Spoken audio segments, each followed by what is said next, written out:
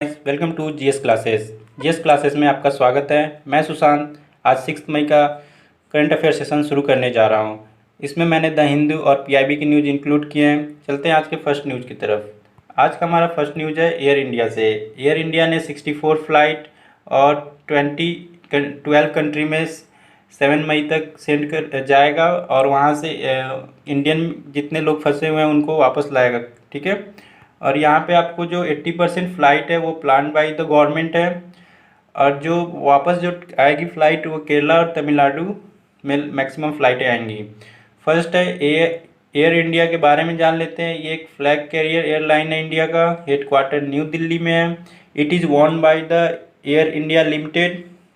ये गवर्नमेंट के अंदर में आता है।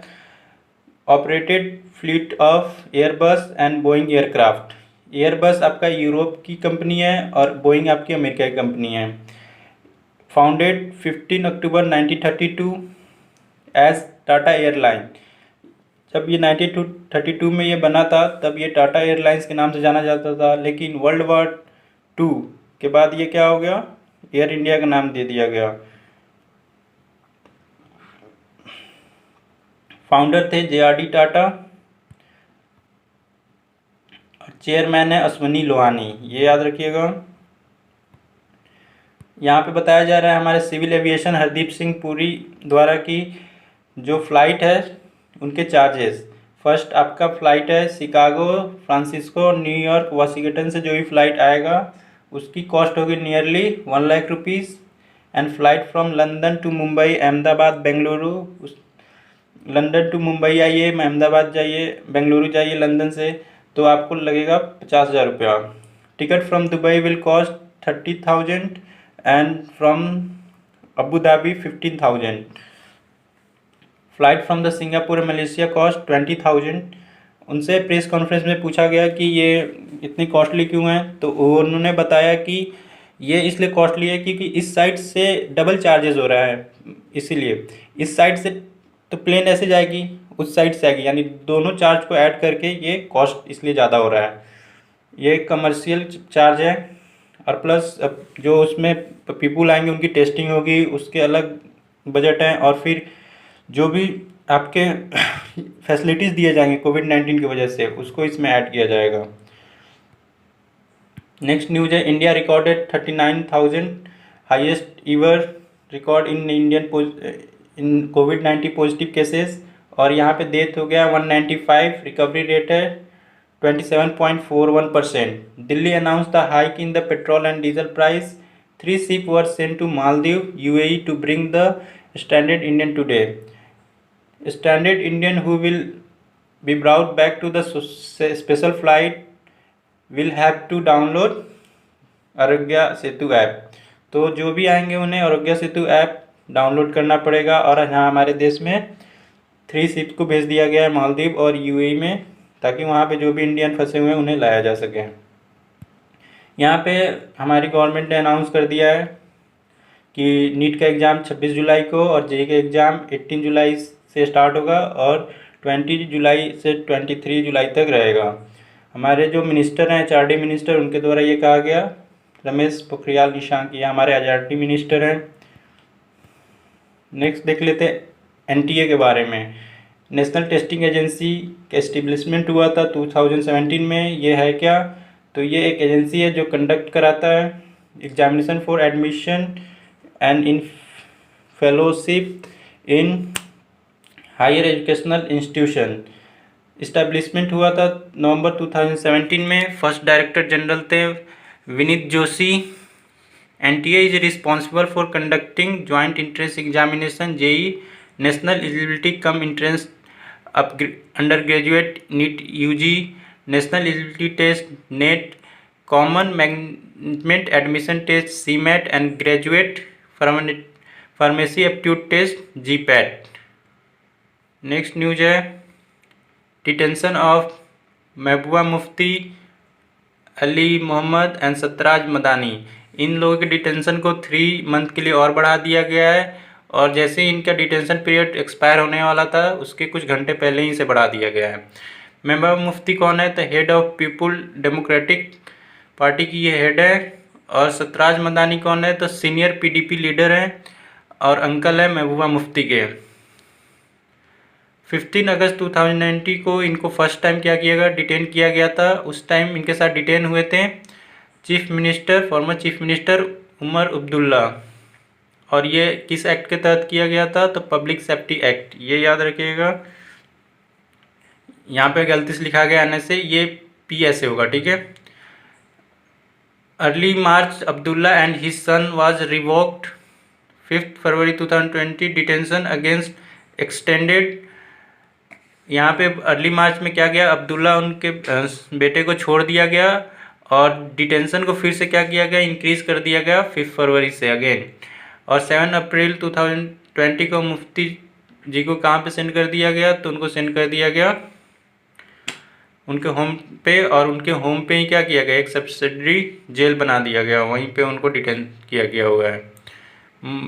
यहाँ पे बताया जा रहा है कि मुफ्ती की जो डॉटर है इल्तिजा, उन्होंने हैबियस कॉर्पस रखा सुप्रीम कोर्ट के सामने, चैलेंज किया अपनी मदर की डिटेंशन को।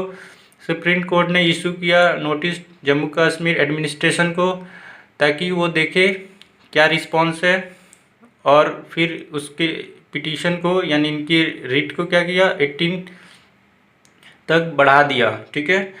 और 18 मार्च को आपको पता ही है हमारे देश में कोरोना पैंडेमिक आ गया, तो इसके वजह से इनका काम नहीं हो पाया।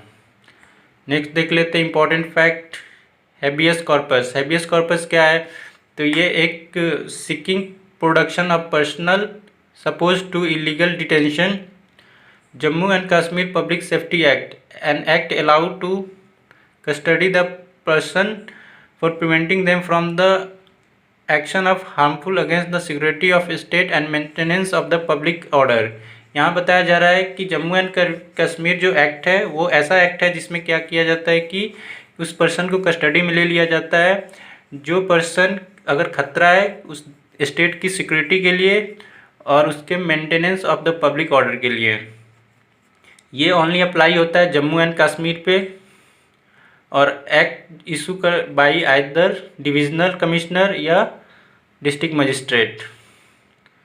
इंट्रोड्यूस किया गया 1978 में by chief minister Sheikh Abdullah द्वारा to stop the smuggling of timber. वहाँ पे टिम्बर की चोरी होती थी तो उसके लिए इन्होंने लाया एक्ट, वहाँ के चीफ मिनिस्टर थे शेख अब्दुल्ला, ये याद रखिएगा। PSA was one of the state law जिसको रखा गया है किसमें? जम्मू कश्मीर रीऑर्गेनाइजेशन एक्ट 2019 में। नेशनल सिक्योरिटी एक्ट जो है वो सेम एज PSA ही है, but national security act central government और स्टेट गवर्नमेंट इसका यूज कर सकती है, ठीक है। नेक्स्ट न्यूज है, गवर्नमेंट ने क्या कर दिया है? हाइक कर दिया एक्साइज ड्यूटी 10 रुपीज़ पर लीटर पेट्रोल और 30 रुपीज़ पर लीटर ऑन डीजल। इससे क्या होगा? गवर्नमेंट जनरेट करेगा 1.6 लाख एडिशनल रेवेन्यू। नेक्स्ट देख लेते हैं what is difference between excise duty and custom duty. Excise duties में क्या होता है? टैक्स जो होता है गवर्नमेंट द्वारा लिया जाता है उस प्रोडक्ट पे जो प्रोडक्ट कंट्री के अंदर मैन्युफैक्चर होती है, और एक्साइज ड्यूटी में जो पेबल अमाउंट होता है वो मैन्युफैक्चर पे करता है। Custom duty is the tax government उसको लेती है on goods produce outside the country, and जैसे ही वो प्रोडक्ट कंट्री में आता है उस पर ये टैक्स लगाया जाता है और उससे वो लिया जाता है, यानी आउटसाइडर से लिया जाता है उसको बोलते हैं कस्टम ड्यूटी, और अपने देश के प्रोड्यूसर से लिया जाए मैन्युफैक्चर से लिया जाता है उसको बोलते हैं एक्साइज ड्यूटी। नेक्स्ट सौरभ, यहाँ पे एक प्रोफेसर है सौरभ लोधा, उन्होंने इलेक्ट्रिकल इंजीनियर IIT बॉम्बे से क्या मिला है उन्हें? Young career award in nano science technology year 2020 instituted by the department of science and technology of government India. This award आज recognised in the pioneer contribution in development of logic transistor technology beyond the silicon and nano electrical device based on the 2 dimensional van der Waals, ठीक है, material.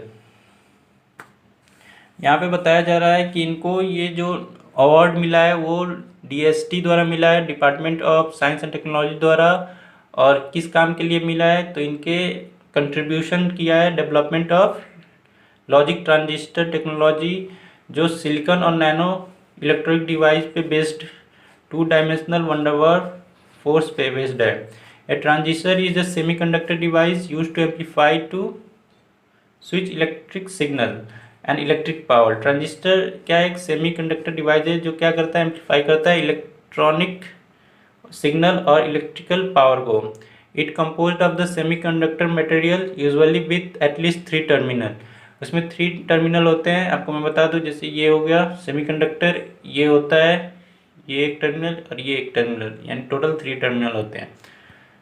Next international news में देखना है, Russia will launch Arctic M1 satellite to surveillance the Arctic climate 2020। ठीक है, तो ये आपके एंड ऑफ 2020 में ये आर्कटिक M1 सैटेलाइट लॉन्च करेगा ताकि वो आर्कटिक क्लाइमेट का सर्विलेंस कर सके, निगरानी रख सके। Arctic M1 is the series of plan remote sensing and emerging community satellite. Arctic satellite क्या है, remote sensing emerging communication satellite है, और रसिया जो है इसे लॉन्च करेगा। Aim to develop a unique satellite network dedicated to monitoring weather of the Arctic reason.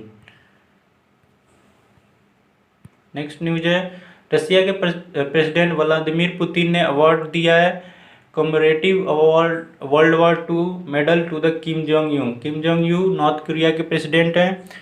ये इसलिए दिया गया है क्योंकि जो नॉर्थ कोरिया में सोल्जर की डेथ हो गई थी वर्ल्ड वॉर 2 में, उनको वो प्रिजर्व करके रखे हैं नॉर्थ कोरियन प्रेसिडेंट। यहाँ पे व्लादिमीर पुतिन ने जो अवार्ड दिया वो दिया 75th anniversary of victory over Nazi Germany. तो यहाँ 3 बातें आपको पता चला कि अवार्ड का नाम क्या है। तो award commemorative world war 2 award है, किसने किसको दिया है, तो व्लादिमीर पुतिन ने किम जोंग यूं को दिया है। और दूसरा कि किस ओकेशन पे दिया है, तो 75th anniversary of victory over Nazi Germany. और साउथ कोरिया के लीडर को क्यों दिया है, क्योंकि वो प्रिजर्व करके रखे थे, बचा कर रखे थे memory of Soviet soldier who died in north Korea. यहाँ पे चाइना ने एक सैटेलाइट एक रॉकेट लॉन्च किया है। वो रॉकेट का नाम है लॉन्ग मार्च बी रॉकेट, और वो रॉकेट का काम क्या होगा कि वो ऑपरेट करेगा परमानेंट स्पेस स्टेशन को और send astronaut to the moon. और ये देख लीजिए क्या नाम है, चाइना मैन्ड स्पेस एजेंसी, इन्होंने इससे बताया है। और ये ऑपरेट कहाँ से हुआ है ये भी देख लीजिए, ऑपरेट हुआ है ये वेनचांग लॉन्च साइट से इन साउथ आइसलैंड ऑफ हैनान से।